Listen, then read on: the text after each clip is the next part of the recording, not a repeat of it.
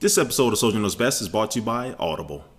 Hey, what's up guys, Soldier Knows Best here. This is my review of the brand new iPad. I'm going to cover everything from the design, the hardware, the cameras, the software, what is in this new iPad, and also what is missing from it. Then I'm going to give you my overall opinion about this new tablet. But first, I'm going to talk about the design and the hardware. Now, at first glance, you will not be able to tell whether this is the iPad 2 or the brand new iPad. The design is practically the same. There's very, very minor differences there. But the new iPad does weigh a little bit more, but it's not going to affect your experience at all. But when you hit that power button, you will notice the big difference in this new iPad, and that is the new Retina display. It still is 9.7 inches, but it has a resolution now that's bumped up to 2048 by 1536. It's boasting 3.1 million pixels. So what you're going to get with this new display? Well, basically everything is going to look better. Now, Apple really boasts that the text, it looks very sharp and clear, which I can say that is true. So if you're all going to be reading books, reading textbooks, or reading newspapers, anything like that on there, it will enhance your experience as far as that. And just the colors overall are better. The color saturation is better. And just when you put pictures and video on this thing, things just look very, very accurate compared to the iPad 2, which I had no problem with. But when you do stack both of them side by side, you will see a clear difference here as I'm showing you between the two tablets there. Now, with that being said, it still isn't as big as a leap as it was coming from the 3GS to the iPhone 4's Retina display, but nonetheless, you still will get an improved viewing experience when you're looking at pictures and photos and games and movies and different things like that. Now, so for what's going on the inside of this new iPad, you will find that the RAM is upgraded from 512 megabytes to a full 1 gigabyte of RAM. And also, the big new thing is that it does now feature the dual-core A5X processor that's capable of quad-core graphics. So what this means is that in my test, the day-to-day use of the iPad as far as normal things, sliding through your home screens, opening up applications, multitasking, different things like that, you will not see a difference with this new processor. But what it does is it still keeps the same performance on pace with the iPad 2, which wasn't bad at all. But it still is now sporting this brand new Retina display, which definitely takes a lot more juice and power, and also does provide for better gaming and better graphics. Now, jumping over to battery life, Apple claims you'll still be able to get about 10 hours of normal use, and if you're going to be using 4G LTE, that will drop down to about 9 hours. And in my test for the past week or so, I would say that those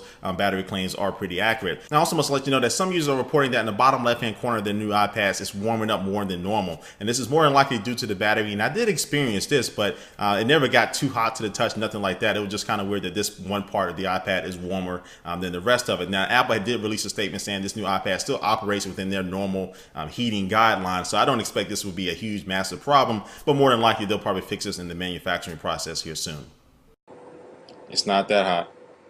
And now let's go to move on to the camera. Starting with the front facing camera, it's nothing new there at all. Apple didn't update anything, even though they should. It still is just a VGA camera. But the rear facing camera did get an update. It is now a 5 megapixel camera that's capable of recording in 1080p HD video at 30 frames per second. It still does have tap to focus and also does have autofocus, and it does have face detection if you're going to be taking still pictures. And now it does have an aperture at f2.4, which will help in low light situations. So right now, let me go ahead and shut up and show you some pictures and some videos so you can go ahead and be a judge for yourself.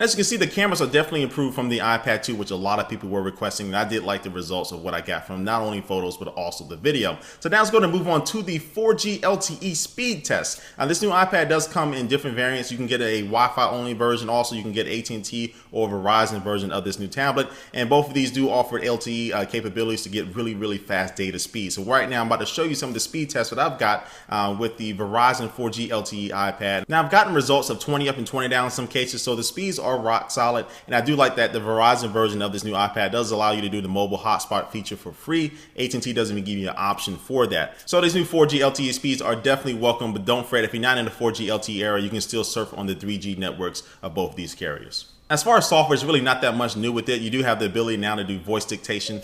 This is a tale of Captain Jack Sparrow, period. So meaning there's a little microphone on your keyboard, you press that and go ahead and talk. It'll go ahead and type that into the iMessage and the email. Nothing totally brand new with that. But I do like the new features to be able to do wireless 1080p AirPlay to one of the new third generation Apple TVs. Meaning if I'm watching a 1080p video on my iPad, I can send that to my TV in my living room just by pressing a couple of buttons, and it still remains that same type of high quality as if you were watching it on your iPad. And so it's very close to Blu-ray, just not there yet, but it's still pretty impressive that I can still work on my iPad, surf the web, and do different things like that, and it's still pumping out that video to my TV set.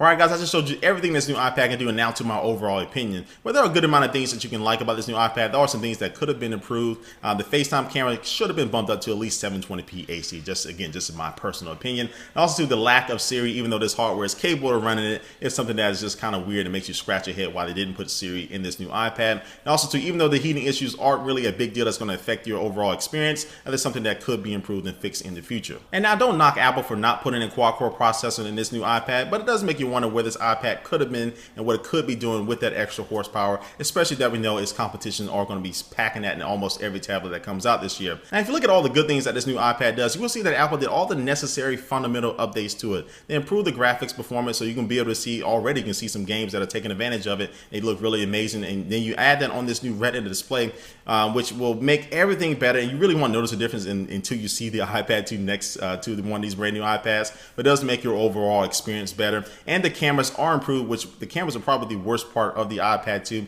Now the cameras are something that you wouldn't be afraid of using, or at least showing off the quality. I know some people don't like to use tablets out in public, but then you also look at they maintain the same battery life, and then they added 4G LTE on 2 different carriers. You do have an option depending on where you live. Most tablets only offer one option for 4G. So and then you add all of that together, and they still keep the same price point. I think this is the necessary update that Apple did to only maintain the #1 standing. We'll see if that can last this entire year, but right now they just made the iPad 2 better, and that's only what you can really expect. But ultimately, I don't think we'll see the full potential of this new iPad being reached until iOS 6 is released later on this year. So overall, guys, I think that if you're in the market for a new tablet, this new iPad should definitely be at the top of your list. If you look at the entire experience, just not tech specs, but if you look at the entire experience with the hardware, the software, including the applications and the price point, you'll see this new iPad does maintain its #1 standing as far as tablets. So even if you own an iPad 2, if you're in the market for a new tablet, or if you can see some different things with this, it could be a worthwhile upgrade. Even though, again, just like any product out there, most people aren't going to need to get the new generation of a product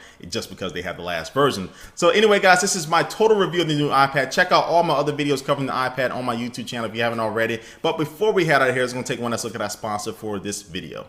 And today's sponsor is Audible. Audible has over 100,000 audiobooks to choose from, and you can download these onto your MP3 player, your cell phone, your tablet, and listen to it while you're on the go, or if you're just chilling at home. It definitely is a different experience than reading a book to actually just listen to it. And they have different genres to choose from science fiction to thrillers and comedy, so you'll definitely be able to find some books that meet your interests. So if you go ahead and try out Audible right now, you can go to audiblepodcast.com/soldier. You can get a free audiobook download right now. Any book of your choice, you can get one free book. Again, go to audiblepodcast.com/soldier. Alright guys, again, thanks for watching this video. Please leave a comment down below about what you think about this new iPad. Is it for you? Is it not for you? Are you looking for something else coming out this year? Let me know down below in the comments. Again, thanks for watching, guys, and I will catch you later.